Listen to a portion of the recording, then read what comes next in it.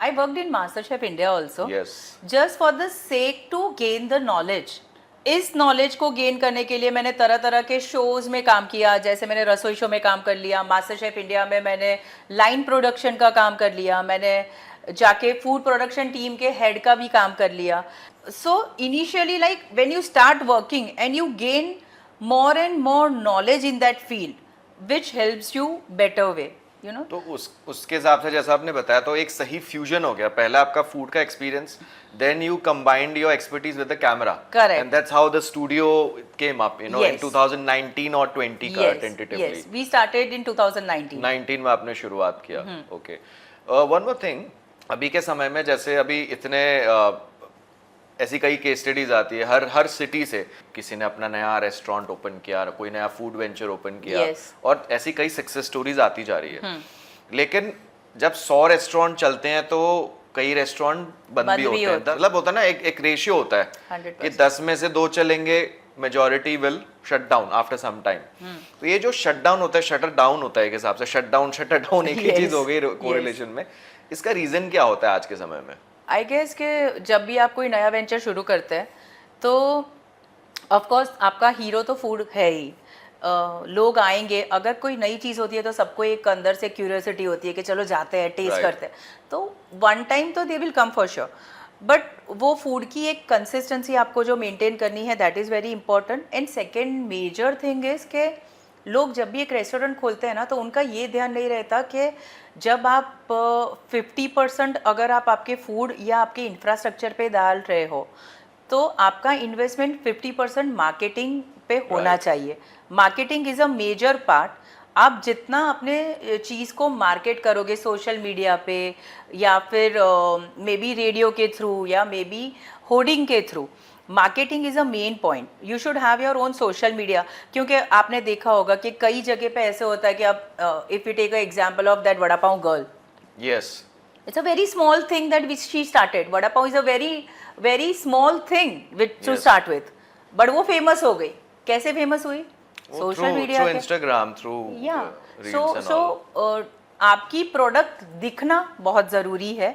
उसके लिए social media पे या मार्केटिंग एक्टिविटी पे आपका एक बजट होना चाहिए. ये नहीं कि भाई मेरे पास मार्केटिंग का बजट तो है ही नहीं, मैंने इंफ्रास्ट्रक्चर खड़ा कर दिया है, मेरे पास फूड है और मैं चलाऊंगा. No, you should have a specific budget for marketing as well.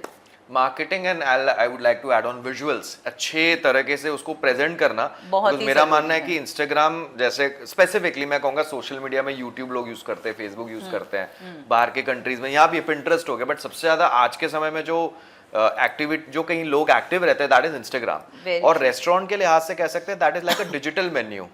आपका जो भी आपका पेज में शो कर रहे हो आप, यू नो, योर एम्बियंस. तो आज के समय में जैसे एज यू राइटली सेड, स्वाद और एम्बियंस के भरोसे नहीं रह सकते. राइट.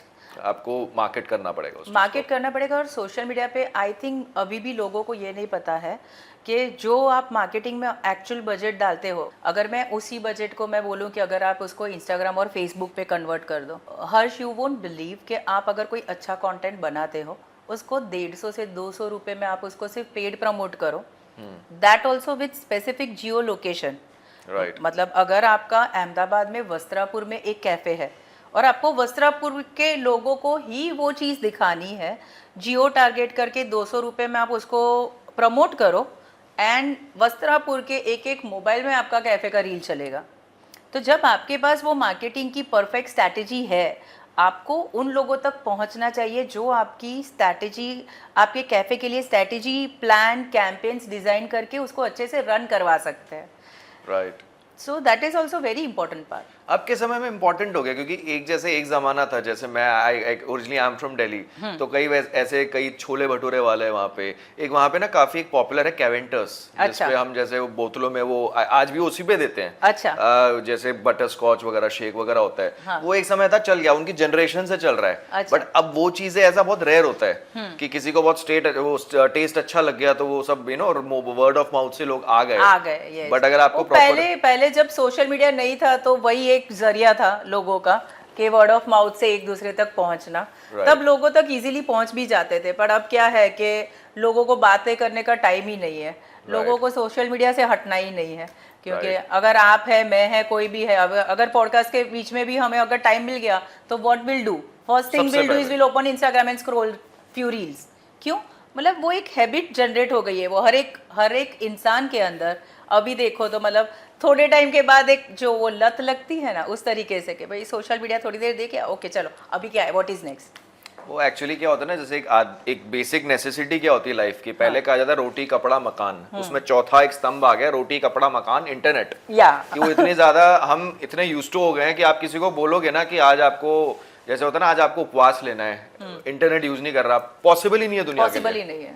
मोबाइल रख के किसी जगह पे जाना, मतलब oh that can not be done. That's a herculean task. Yeah. आप कहीं पे मतलब अब वेकेशन पे जाओ तो ठीक है, थोड़ा टाइम आप अवॉइड कर सकते हो, बट वो भी उसकी भी एक लिमिट है, क्योंकि काम धंधा सारा उसी पे चल रहा है अभी। ओके, एक और चीज है, जैसे वो बिजनेसेस, एक तो हो गए जो रेस्टोरेंट खोल के बैठे हैं, अपना कैफे वगैरह बनाते हैं, दूसरे वो लोग हैं जो क्लाउड किचन के जरिए ऑपरेट करते हैं। अब Right. उनके लिए तो जरिया हो गया मेरे ख्याल से जितनी भी एप्स होती है जिसपे हम ऑर्डर करते हैं, जोमेटो, स्विगी।